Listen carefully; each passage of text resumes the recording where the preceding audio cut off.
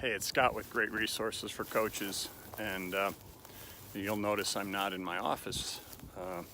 Actually, I am kind of doing a little follow-up to the last video I did on dealing with your overwhelm and with the dog days of winter. And right after I finished everything about that video, I said, I got to get the dog out for a walk, and there she is. That's Sadie.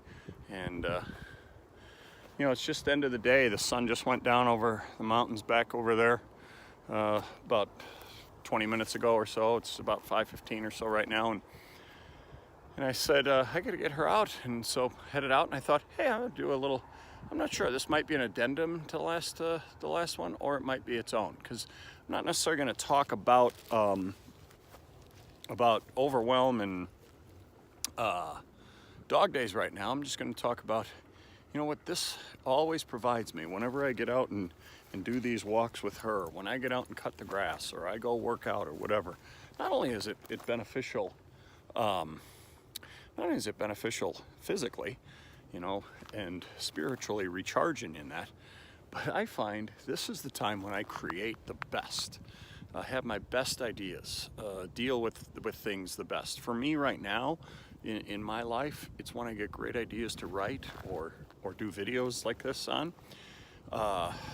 It allows me and affords me the opportunity to just do a lot of thinking.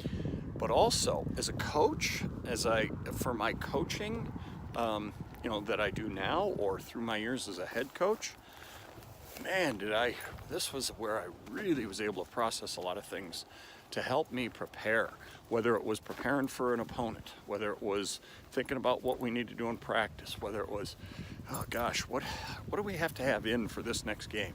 I'll tell you, one of the things that these types of things did for me a ton was when I knew I was going to have tough conversations to have with players or with parents.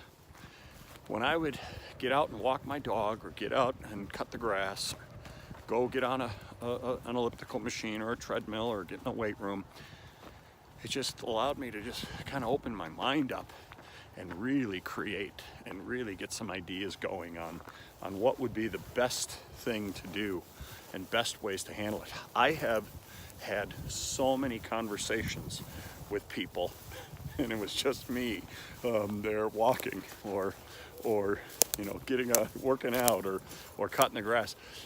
Those people weren't there, but I was having the conversation with them and thinking about all the ways that, you know, they might say this, and how will I deal with it if they say this. And I find that, so not only do these types of things that we talked about in the last post, not only are they helpful for dealing with overwhelm and dealing with the dog days, but also they're so helpful for just allowing you to think and allowing you to process and allowing you to create and then be prepared for whatever it is that you do. Like I say, for me as a writer and as a speaker, it really helps me with topics to do this, but you know, and gets me creating content.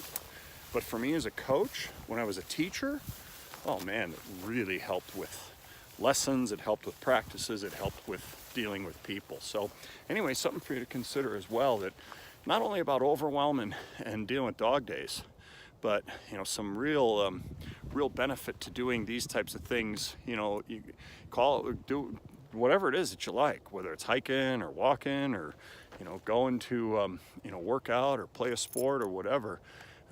You know, I think that if you find something that you love to do like this, and that can get you away, get you out, and get you kind of rejuvenated and reinvigorated, can also help you, you know, with a lot of those creative things that you're looking for as well. So anyway, hope you like this little addendum. I think I'll probably do this the following week instead of as an addendum, because it is kind of an idea all to its own. So we'll see. But anyway, scroll down, leave a comment, let me know what you think, and we'll talk to you next week.